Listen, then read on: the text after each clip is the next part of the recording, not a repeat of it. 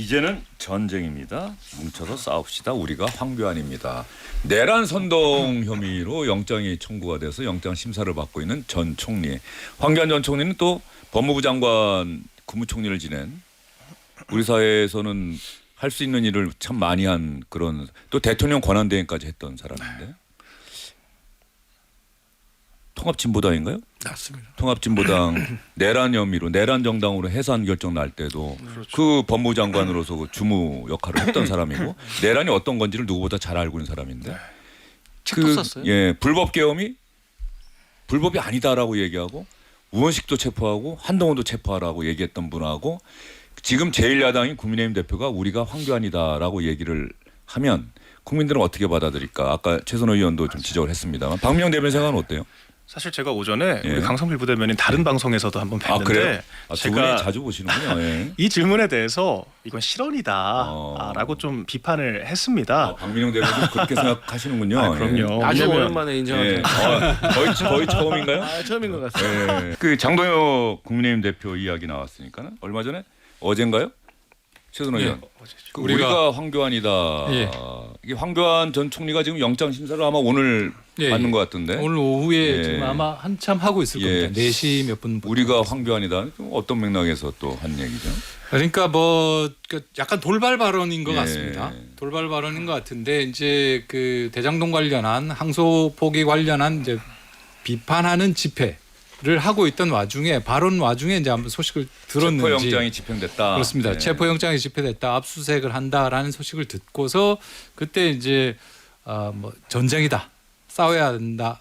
이어서 이제 우리는 황교안이다. 이렇게 말을 해서 사실은 어제 몇몇 중진 의원들하고 이제 기자들이 만나서 반응을 예. 물어봤을 때 상당히 당내에서도 반응이 안 좋았어요. 이게 좀 너무 나갔다 이거. 예. 왜냐하면 황교안 지금 그 뭐 전 총리가 지금 구속의 갈림길에 서 있는 이유는 이제 이른바 내란 관련해서 선동 혐의라는 것과 뭐 그런 그 당시에 뭐 누구 누구의 체포 이런 걸 막 우원식 촉구하고 국회의장 체포하라. 그렇습니다. 한동훈 전 대표 체포하라. 당시엔 그렇습니다. 대표죠. 그래서 뭐 예. 우원식 의장도 오늘 입장을 밝히기도 예. 했는데 이런 부분들이잖아요. 그럼 이게 결국에는 뭐 대표적인 부정선거 음모론자이기도 하고, 그러니까 부정선거와 이번 내란은 그 정당하다, 비상계엄은 정당하다라는, 어떻게 보면 황교안 전 총리는 나는 윤석열이다라고 외치고 있는 사람이거든요. 근데 그 황교안에 대해서 우리는 황교안이다 해버리면 결국 이제 우리는 윤석열이다라는 외침이 되는 것이죠. 그래서 사실 당내에서도 굉장히 좀 이 부분에 대한 우려가 크고 동요가 있는데, 근데 제가 조금 전에 또 이제 국회 쪽 분위기를 들어보면 장동혁 대표실 분위기는 되게 좋다는 거예요. 왜냐하면 윤어게인 쪽에서는 엄청난 또 예. 잘했다 뭐 예. 이런 이 지지와 칭찬이 오니까 예. 결국에 가장 큰 문제는 정치인이 자기의 강성 지지층만 보고 지금 발언을 하기 때문에 전혀 반성과 성찰이 없는 겁니다. 자, 그러면 장동혁 대표가 한 우리가 황교안이다 그 발언 한번 들어보고 나서 박미영 대변인 뭐 당연히 또 답변할 게 많을 것 같은데 한번 물어보도록 하겠습니다. 이부도한 정권이 대장동 항소 포기를 덮기 위해서 오늘 황교안 전 총리를 긴급 체포하고 지금 압수수색을 하고 있습니다. 여러분, 전쟁입니다. 우리가 황교안입니다. 뭉쳐서 싸웁시다. 이 모든 것이 이재명 한 사람 때문입니다. 이재명에 대한 재판이 다시 시작될 때까지, 그리고 우리가 이재명을 탄핵하는 그날까지 여러분 함께 뭉쳐서 싸웁시다. 이제는 전쟁입니다. 뭉쳐서 싸웁시다. 우리가 황교안입니다. 내란 선동 혐의로 영장이 청구가 돼서 영장 심사를 받고 있는 전 총리. 황교안 전 총리는 또 법무부 장관 국무총리를 지낸 우리 사회에서는 할 수 있는 일을 참 많이 한 그런 또 대통령 권한대행까지 했던 사람인데 통합진보당인가요? 맞습니다. 통합진보당 내란 혐의로 내란 정당으로 해산 결정 날 때도 그렇죠. 그 법무부 장관으로서 그 주무 역할을 했던 사람이고 내란이 어떤 건지를 누구보다 잘 알고 있는 사람인데 책도 썼어요. 예, 불법 계엄이 불법이 아니다라고 얘기하고 우원식도 체포하고 한동훈도 체포하라고 얘기했던 분하고 지금 제1야당인 국민의힘 대표가 우리가 황교안이다라고 얘기를 하면 국민들은 어떻게 받아들일까? 아까 최선호 의원도 좀 지적을 했습니다만 박명 대변인 생각은 어때요? 사실 제가 오전에 예. 우리 강성필 부대변인 다른 방송에서도 한번 뵀는데 그래요? 두 분이 제가 자주 보시는군요. 예. 이 질문에 대해서 이건 실언이다라고 좀 비판을 했습니다. 박민영 대변인 그렇게 생각하시는군요. 그럼요. 아주 왜냐면- 오랜만에 인정하죠. 예. 거의 처음인가요? 아, 처음인 것 같습니다. 예. 왜냐면 이게 저 의도 자체는 사실 우리가 뭐뭐뭐다라고 하는 게 민주당이 좀 주로 쓰던 슬로건이긴 하거든요. 근데 이 취지가 우리가 좀 탄압받는 그런 개인들과 연대를 한다라고 하는 의미라서 정확히는 제가 해석을 할 때는 이 황교안 전 총리의 어떤 발언 그 자체를 동의한다라고 하기보다는 이 문까지 해체를 해가지고 체포당하는 이런 일련의 과정이 우리 야당이 함께 탄압을 당하는 모습에서 연대를 해야 한다라고 하는 좀 포괄적인 취지라고 제가 생각을 하지만 근데 해석상의 오해 소지가 너무 크잖아요. 마치 황교안 전 총리 이런 일체의 이른바 스탠스에 대해서 다 동감을 하는 것처럼 느껴질 수가 있기 때문에 좀 정무적으로 아쉬웠다라고 예. 제가 얘기를 했는데 제가 들어오기 전에 또 한 기사를 보니까 장동혁 대표가 비상의총에서 이거 방송 나가서 좀 비판 안 해줬으면 좋겠다는 취지의 이야기를 또 했다 하더라고요. 근데 그 이유가 또 나름대로 정무적인 판단이 있었던 예. 거고 예. 긍정적인 측면도 있다라고 자기는 생각을 예. 본인은 생각을 하는데 이게 괜히 이게 내부에서도 비판 논조라고 돼버리면 그 의미가 퇴색될 수 있으니 우려 사항은 이해하지만 좀 참아주시라 이런 취지로 제가 좀 봤거든요. 그래서 제가 비판을 해야 되는지 이건 좀 침묵을 해야 대변인 입장에서 상당히 부담되네요. 고민이 좀 그것도. 됐습니다. 예. 근데 신중하게 생각하고 신중하게 결정하세요. 네, 그럼에도 불구하고 저는 예. 실언이라고 생각합니다. 예. 왜냐면 이게 부담되는 발언이었다고 생각을 하고요. 사실 저는 제가 내부적으로도 이런 표현을 한번 했었어요. 좀 대표님 쪽에 온탕과 냉탕을 너무 오가는 느낌이 좀 있다 제가 봤을 때. 그러니까 온탕에 가니까 너무 뜨거워서 갑자기 냉탕으로 가고 갑자기 냉탕에 있으니까 너무 추우니까 또 온탕으로 가고. 그러니까 5.18 광주 방문했다가 다시 황교안 얘기했다가 약간 이런 패턴이 조금은 반복되는 느낌이 있긴 있거든요. 예. 근데 이게 대표 측에서 판단을 했을 때는 그렇게 했을 때 양극단을 다 포용할 수 있을 거라고 생각을 할 수 있겠지만 현실은 또 그렇지 않을 수 있거든요. 화학적 결합이라고 예. 하는 개념에서.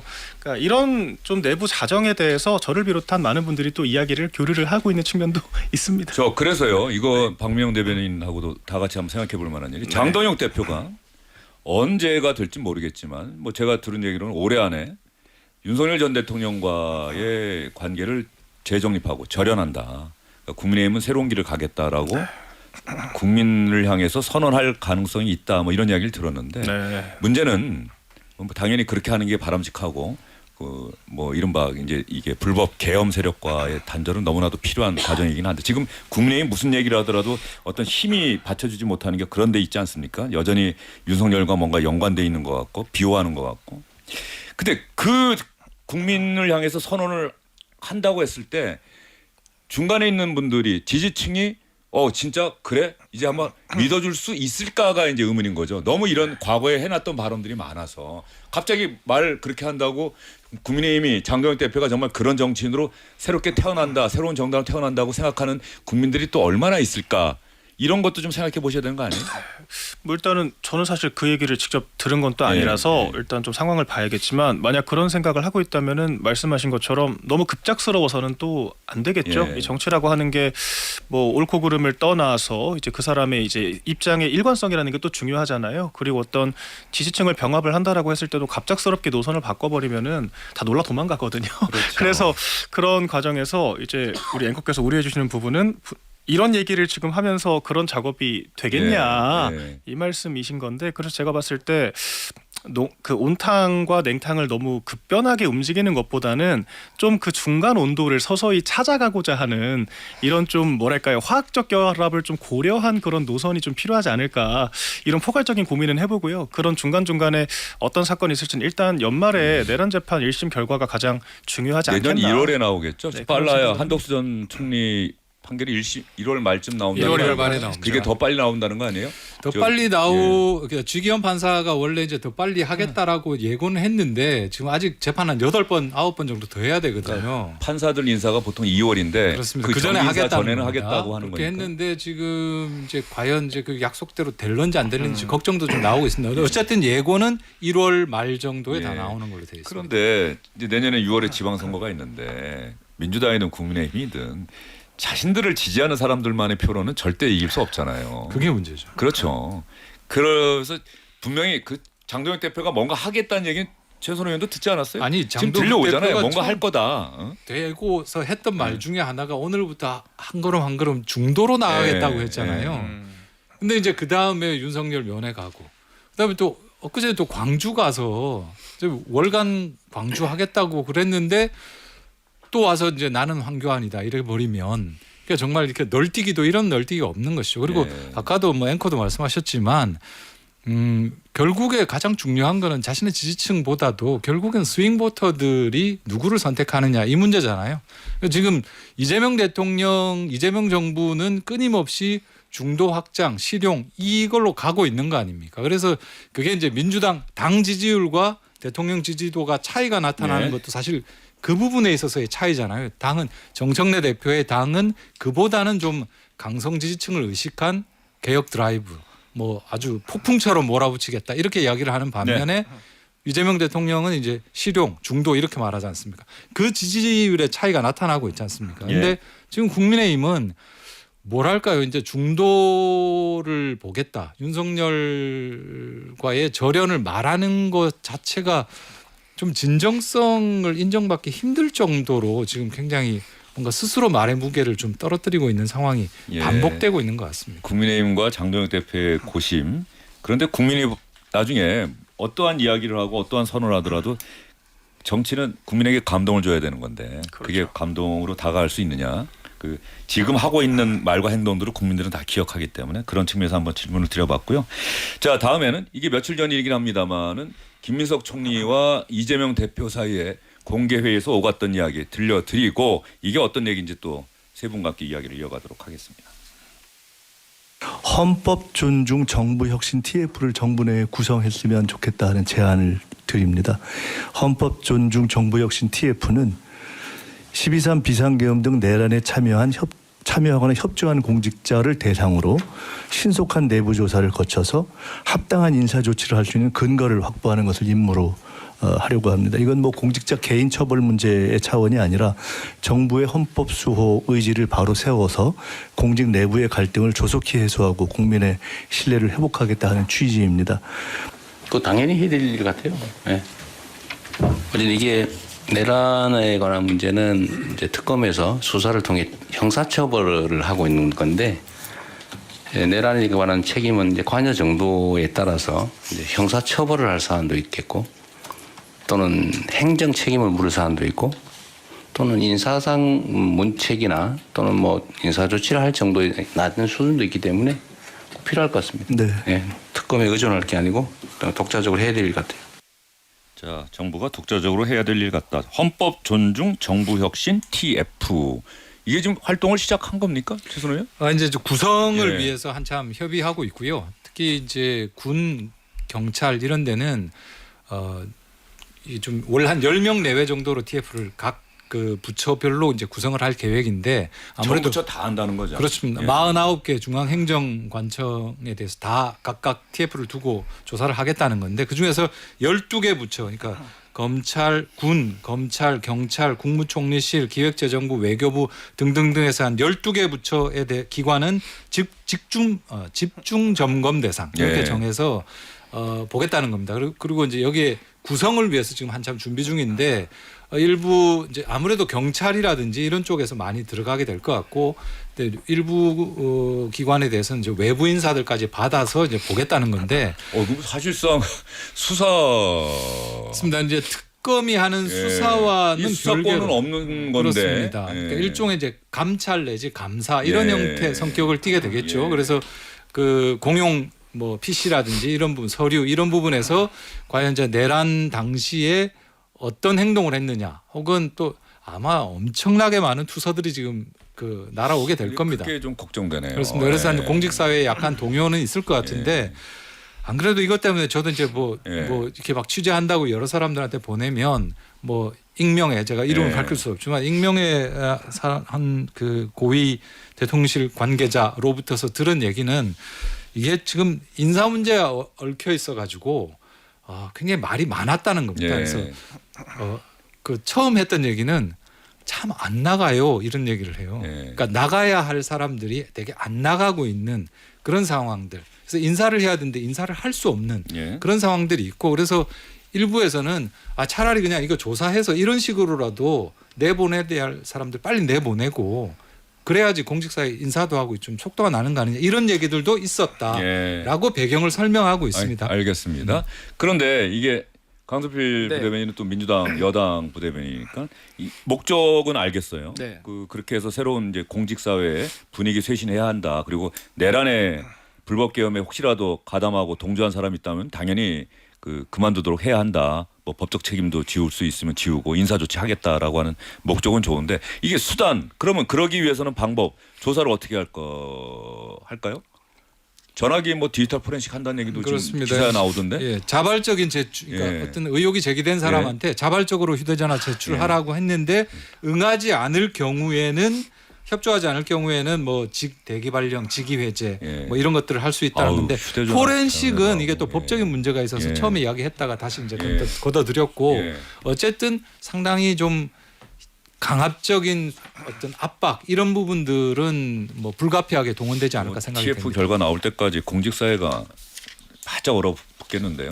두 가지 짧게 말씀드릴게요. 예. 제가 기초단체에서 제가 있어 정무직으로 예. 있을 때 예. 이 청문감사하는 과정을 봤어요. 예. 그러니까 제보가 있으면은 휴대폰을 포렌식하는 게 가장 빠르고 정확하긴 하지만 예. 그렇게 할 수가 없습니다.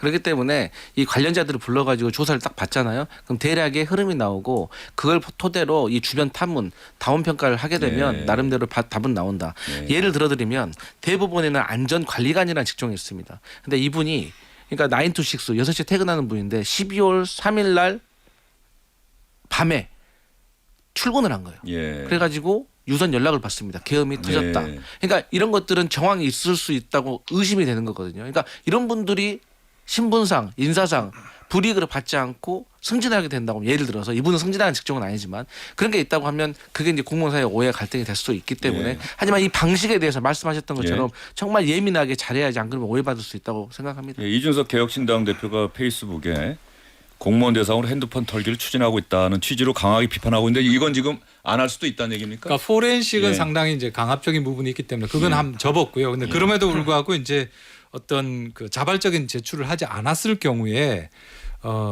일정한 압박이 가해질 건데 이제 이런 부분들에 대해서 TF가 각각 구성되고 나면 구체적인 실행 계획이라든지 또 상황마다 좀 다를 것 같아요. 뭐 어떤 제보라든지 이런 것들의 조사의 결과가 얼마나 엄밀하게 근거가 있느냐에 따라서 아마 동원되는 수단들도 많이 달라질 것 같은데 어쨌든 공직사회는 이 부분에 대해서 상당히 좀 예민하게 받아들이는 것 같습니다. 근데 어떤 공무원들은 또 나는 아무것도 안 했으니까 상관없어 이렇게 말하는 사람들도 있어요. 이게 자칫하면 아무것도 안 하면 그게 오히려 더 잘하는 걸로 평가받는 그런 분위기로 가서는 절대 안 되겠다는 생각이 좀 들고요. 그러니까 창의적이고 능동적인 행정을 못하게 가로막는 문제. 실제로 그게 그 문재인 정권 당시 적폐청산 TF를 통해서 공직사회 내 내부 고발을 유도를 하고 사실 좀 정파성으로 편가르기를 하게 되면서 그런 현상이 실제로 제가 일할 때도 있었습니다. 부처 공무원들 사이에서. 근데 지금 더 걱정되는 게 뭐냐면요. 지금 정권이 휴대폰 검사 강제하는 건 아니다라고 얘기했지만 같은 말입니다. 어쨌거나 제출을 안 하면은 페널티를 주겠다라고 하는 건데 제가 대통령실 일을 할 때도 보안 사고가 발생을 했을 때 좀 휴대폰 검사하겠다는 말이 몇 번 있었거든요. 근데 공직자들은요. 휴대폰 달라고 하는 말을 곧 자리 정리하고 나가란 말로 이해를 합니다. 알겠습니다. 그 자체가 문제가 된다는 겁니다. 알겠습니다. 오늘도 세 분과 좋은 이야기 많이 나눴습니다. 수고 많으셨습니다. 감사합니다. 감사합니다. 예, 주영진의 뉴스 직격 오늘은 여기까지입니다. 내일 다시 찾아뵙도록 하겠습니다. 고맙습니다.